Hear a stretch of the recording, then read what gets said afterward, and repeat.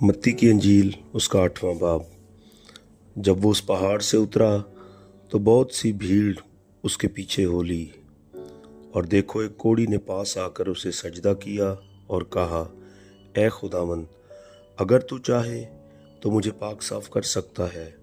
उसने हाथ बढ़ाकर उसे छुआ और कहा, मैं चाहता हूँ तू पाक साफ हो जा। वो फौरन कोढ़ से पाक साफ हो गया। यीशु ने उसे कहा, खबरदार, किसी से न कहना, बल्कि जाकर अपने तई काहिन को दिखा और जो नज़र मूसा ने मुकर्रर की है उसे गुजरान, ताकि उनके लिए गवाही हो।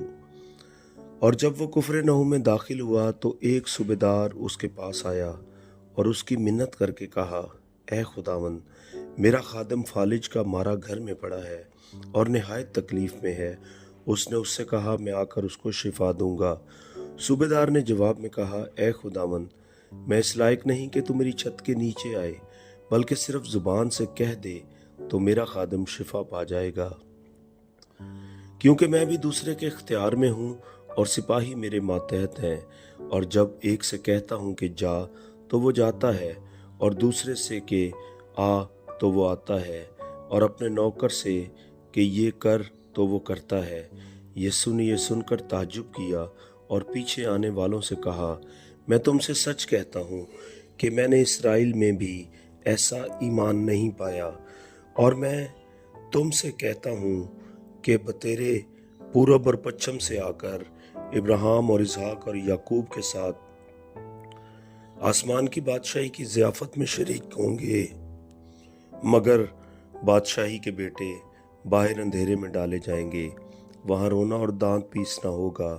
और यीशु ने सूबेदार से कहा, जा, जैसा तूने एतकाद किया तेरे लिए वैसा ही हो। और उसी घड़ी खादिम ने शिफा पाई। और यीशु ने पतरस के घर में आकर उसकी सास को तप में पड़ी देखा, और उसने उसका हाथ छुआ और तप उस पर से उतर गई, और वो उठ खड़ी हुई और उसकी खिदमत करने लगी। जब शाम हुई तो उसके पास बहुत से लोगों को लाए जिनमें बदरूहें थीं। उसने रूहों को ज़बान ही से कह कर निकाल दिया और सब बीमारों को अच्छा कर दिया, ताकि जो यशायाह नबी की मार्फत कहा गया था वो पूरा हो कि उसने आप हमारी कमज़ोरियां ले लीं और बीमारियां उठा लीं। जब यीशु ने अपने गिर्द बहुत सी बड़ी भीड़ देखी तो पार चलने का हुक्म दिया। और एक फकीर ने पास आकर उससे कहा, ए उस्ताद, जहाँ कहीं तू जाएगा मैं तेरे पीछे चलूँगा। यीशु ने उससे कहा कि लोमड़ियों के भट्ट होते हैं और हवा के परिंदों के घोंसले, मगर इब्ने आदम के लिए सर धरने की भी जगह नहीं। एक और शागिर्द ने उससे कहा, ए खुदावंद, मुझे इजाज़त दे कि पहले जाकर अपने बाप को दफन करूं। यीशु ने उससे कहा, तू मेरे पीछे चल और मुर्दों को अपने मुर्दे दफन करने दे। जब वो कश्ती पर चढ़ा तो उसके शागिर्द उसके साथ हो लिए। और देखो, झील में ऐसा बड़ा तूफान आया कि कश्ती लहरों में छुप गई, मगर वो सोता था। उन्होंने पास आकर उसे जगाया और कहा, ए खुदावंद, हमें बचा, हम हलाक हुए जाते हैं। उसने उनसे कहा, ए कम में तका दो, डरते क्यों हो?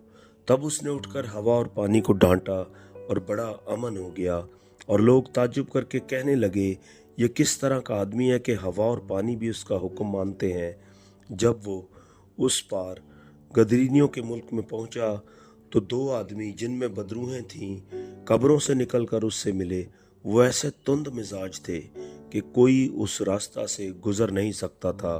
और देखो, उन्होंने चिल्ला कर कहा, ए खुदा के बेटे, हमें तुझसे क्या काम? क्या तू इसलिए यहाँ आया है कि वक्त से पहले हमें अजाब में डाले? उनसे कुछ दूर बहुत से सूरों का गौल चर रहा था। बस बदरूहों ने उसकी मिन्नत करके कहा कि अगर तू हमको निकालता है तो हमें सूरों के गौल में भेज दे। उसने उनसे कहा, जाओ। वो निकलकर सूरों के अंदर चली गईं। और देखो, सारा गौल कड़ाड़े पर से झपट कर झील में जा पड़ा और पानी में डूब मरा। और चराने वाले भागे और शहर में जाकर सब माजरा और उनका अहवाल जिनमें बदरूहें थीं बयान किया। और देखो, सारा शहर यीशु से मिलने को निकला और उसे देखकर منت کی کہ ہماری سرحدوں سے باہر چلا جا۔